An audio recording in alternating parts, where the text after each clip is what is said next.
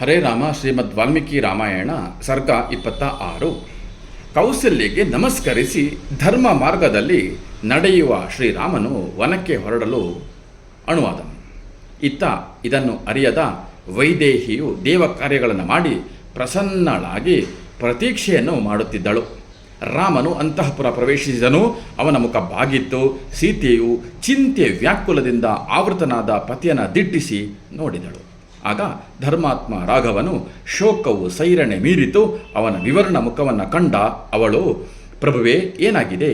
ಇಂದು ಬೃಹಸ್ಪತಿ ಯುಕ್ತ ಪುಷ್ಯ ನಕ್ಷತ್ರ ಶುಭವೆಂದು ಪ್ರಾಜ್ಞ ಬ್ರಾಹ್ಮಣರು ತಿಳಿಸಿದರು. ಆದರೆ ನಿಮ್ಮ ಮನಸ್ಸಿಗೆ ನೊಂದಿದೆ.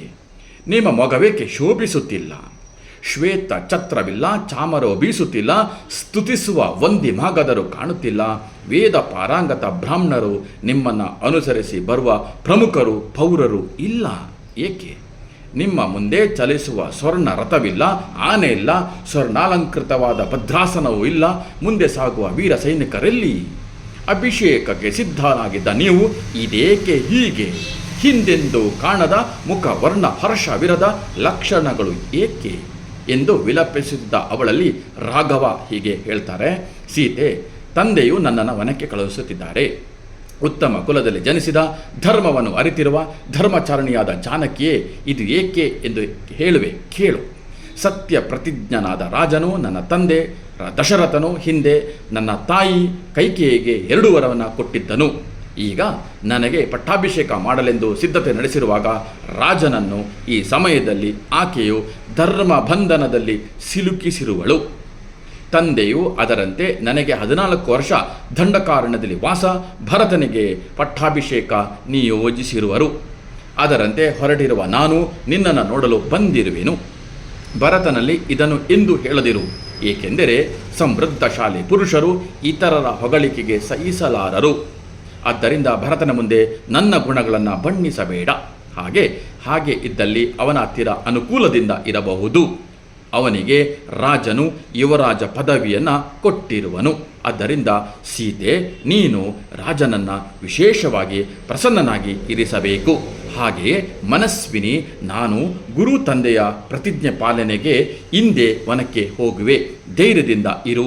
ನಾನು ಮುನಿಗಳ ವನಕ್ಕೆ ಹೋದ ಮೇಲೆ ನೀನು ವೃತ ಉಪವಾಸಗಳಲ್ಲಿ ನಿರತಳಾಗಿರು.